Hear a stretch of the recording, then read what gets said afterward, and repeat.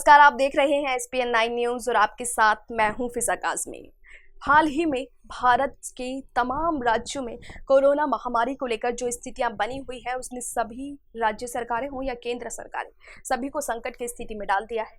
लेकिन हालातों को कंट्रोल करने के लिए जल्द से जल्द रणनीति बनाई जा रही है, लेकिन उस रणनीति में राजनीति कूद पड़ी है। जी हाँ, राज्य सरकारों की ओर से केंद्र की मोदी सरकार को लगातार टारगेट किया जा रहा है और ये मांग की जा रही है कि वैक्सीनेशन को लेकर जो दाम फिक्स किए गए हैं उसमें राज्य सरकारों को अलग क्यों रखा गया है। हालांकि इससे पहले ऑक्सीजन हो या अस्पतालों में बेडों की कम संख्या को लेकर भी राज्य सरकारें लगातार केंद्र की मोदी सरकार पर आरोप लगा रही थी। लेकिन बात अगर पश्चिम बंगाल की करें तो पश्चिम बंगाल की मुख्यमंत्री ममता बनर्जी अब सोनिया गांधी की राह पर चलकर अपनी रणनीति को आगे सहेजने की कोशिश कर रही हैं।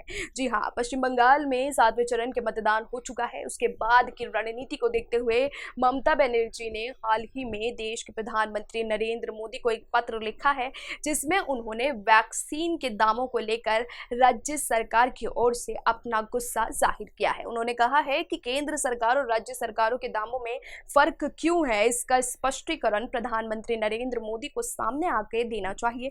इससे पहले आपको बताते चलें कि प्रधानमंत्री नरेंद्र मोदी को कांग्रेस की ओर से भी पत्र लिखा गया था जिसमें आरोप लगाया गया था कि राज्य सरकारों को किस आधार पर वैक्सीन के दामों में इतनी ज्यादा बढ़ोतरी की जा रही है। लगातार विपक्ष की ओर से मांग की जा रही है कि केंद्र के बराबर ही उनको भी वैक्सीन का वही दाम दिया जाए, लेकिन कांग्रेस अध्यक्ष सोनिया गांधी ने भी इसको लेकर पत्र लिखा था। ममता बनर्जी ने भी सामने आकर इस पूरे मामले पर केंद्र की मोदी सरकार को आड़े हाथों लिया है। हालांकि पश्चिम बंगाल में वो कोई मौका ममता बनर्जी ने नहीं छोड़ा जिसके ऊपर वो प्रधानमंत्री नरेंद्र मोदी को निशाना साध सके उन पर और सरकार की खामियों को जनता के सामने उजागर कर सके।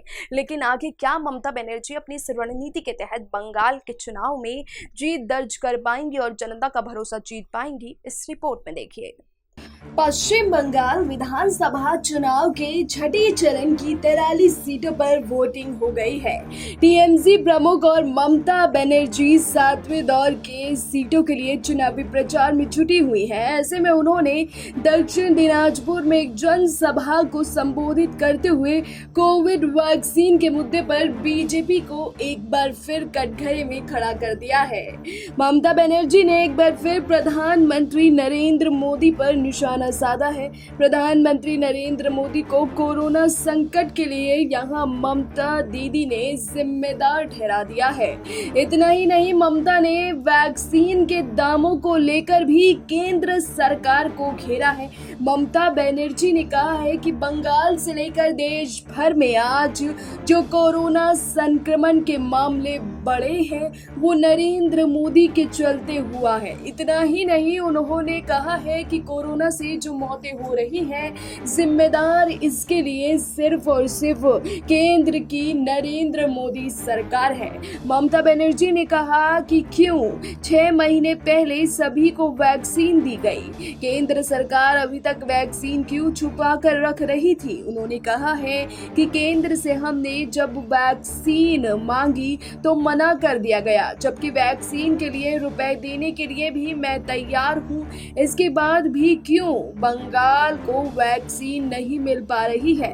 ममता बनर्जी ने आगे कहा कि बीजेपी राजनीतिक तौर पर एक देश, एक चुनाव, एक पार्टी का और एक पॉलिटिशियन की बातें करती है, लेकिन वैक्सीन के समय में एक वैक्सीन और अलग अलग दाम पर बेचा जा रहा है।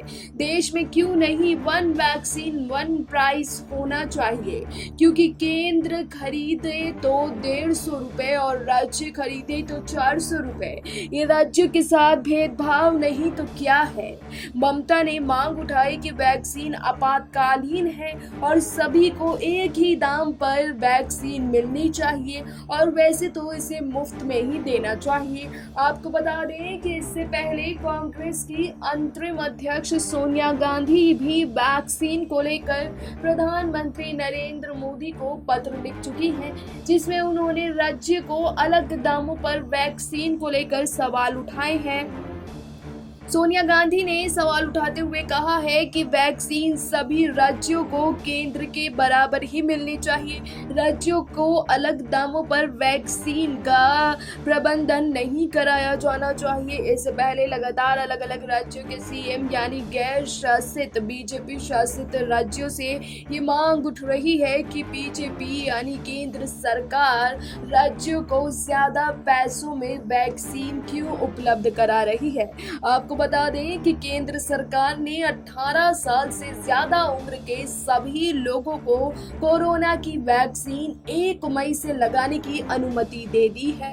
मोदी सरकार ने टीकाकरण अभियान में ढील देते हुए राज्यों, निजी अस्पतालों और औद्योगिक प्रतिष्ठानों को सीधे टीका निर्माताओं से खुराक खरीदने की भी अनुमति दी है।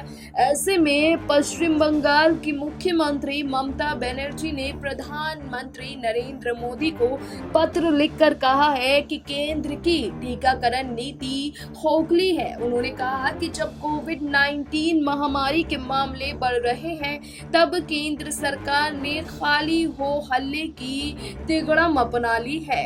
वहीं ममता ने अपने पत्र में लिखा है कि टीकाकरण की नीति गुणवत्ता, दक्षता, आपूर्ति, कीमत जैसे मुद्दों का समाधान नहीं करती। केंद्र सरकार इससे बाजार में व्यवस्था और अव्यवस्था पैदा हो सकती है। उन्होंने कहा कि बाजार में कोविड-19 के जरूरी टीके उपलब्ध नहीं हैं। इनकी यथाशीघ्र उपलब्धता सुनिश्चित करने के लिए कदम उठाए जाने चाहिए। पश्चिम बंगाल की सियासत में 2 परिवार ऐसे हैं जिनका वहां की राजनीति पे खासा असर माना जाता है। यहाँ ममता बनर्जी लगातार मोदी सरकार को घेर रही है, लेकिन अगर बंगाल की सियासत को बात करें तो सियासत में बंगाल की 2 परिवार ऐसे ताल्लुक रखते हैं जो काफी हद तक राजनीति के वोट को निर्भरता और सरकार की जीत को तय करते हैं। अपने अपने समुदाय के बीच उनकी अहमियत को देखते हुए राजनीतिक दलों में उनका समर्थन पाने की होड़ रहती है। इनमें से एक है घांसिक परिवार जो गोरखलैंड इलाके की राजनीति की दिशा तय करता है, और दूसरा है ठाकुर नगर का ठाकुर परिवार। मथुआ समुदाय की राजनीति यहीं से तय होती है। 80 के दशक से सुभाष घीसिंग के नेतृत्व में गोरखा लोगों के लिए प्रत्येक राज्य की मांग को लेकर गोरखलैंड लिबरेशन फ्रंट बना था। फ्रंट की अगुवाई में हुई हिंसक घटनाओं में 1986 से 88 के बीच जिले का जनजीवन खासा प्रभावित हुआ था। केंद्र और राज्य सरकारों के साथ कई दौर की बातचीत के बाद एक अर्थ स्वायत्त निकाय दार्जिलिंग गोरखा हिल काउंसिल की स्थापना के साथ इस मसले का हल हुआ। घीसिंग 1988 से 2008 तक दार्जिलिंग गोरखा हिल काउंसिल के अध्यक्ष रहे। इस बार गोरखलैंड का इलाका टीएमसी और बीजेपी के लिए तो महत्वपूर्ण है ही, घीसिंग परिवार की विरासत के लिए भी बेहद अहम हो गया है। इस चुनाव में बीजेपी ने अपना किला सुरक्षित रखने की जिम्मेदारी सुभाष घीसिंग के बेटे मन घीसिंग को दे दी है। घीसिंग की विरासत को समझने के लिए 40 साल पीछे जाना होगा, जब 1980 में सुभाष घीसिंग ने गोरखा नेशनल लिबरेशन फ्रंट बनाया था।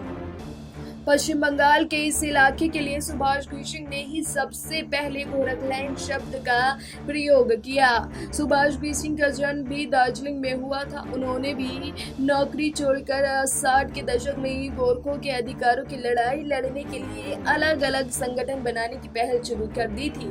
2015 में जब सुभाष घीसिंग की मौत हुई तो संगठन की कमान उनके छोटे बेटे मन घीसिंग को दे दी गई। दिल्ली से पढ़ाई करने वाले मन घीसिंग की हालांकि शुरू से राजनीति में रुचि नहीं थी, लेकिन चूंकि वो शुरू से दार्जिलिंग में अपने पिता के साथ रहते थे, इसलिए उनका परिचय संगठन के लगभग सारे सदस्यों से था।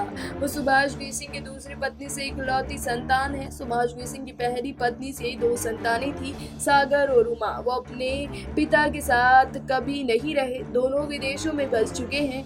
हालांकि बंगाल की सियासत में ये दोनों ही परिवार अहम भूमिका अदा करते हैं, लेकिन जहां एक तरफ ममता बनर्जी केंद्र की मोदी सरकार पर आरोप लगाने का कोई भी मौका अब नहीं छोड़ना चाहती हैं। वहीं बंगाल की सियासत में प्रधानमंत्री नरेंद्र मोदी की रैलियों में भी भारी जनसैलाब देखने को मिला।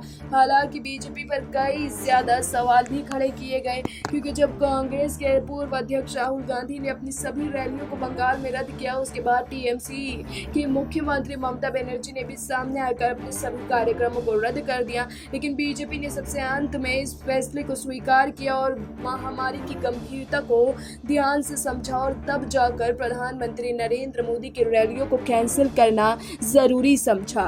लेकिन अब देखना होगा कि बंगाल की सियासत में क्या ममता बनर्जी कांग्रेस के अंतरिम अध्यक्ष सोनिया गांधी की राह पर चलकर अपनी रणनीति को कामयाब और मजबूत कर पाती है या नहीं।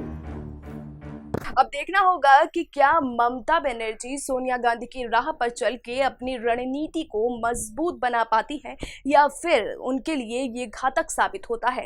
हालांकि अपनी पश्चिम बंगाल की रैलियों में भी ममता बनर्जी ने वो कोई गौर कसर नहीं छोड़ी जिसके ऊपर वो प्रधानमंत्री या फिर केंद्र की नरेंद्र मोदी सरकार को आड़े हाथों ले सके।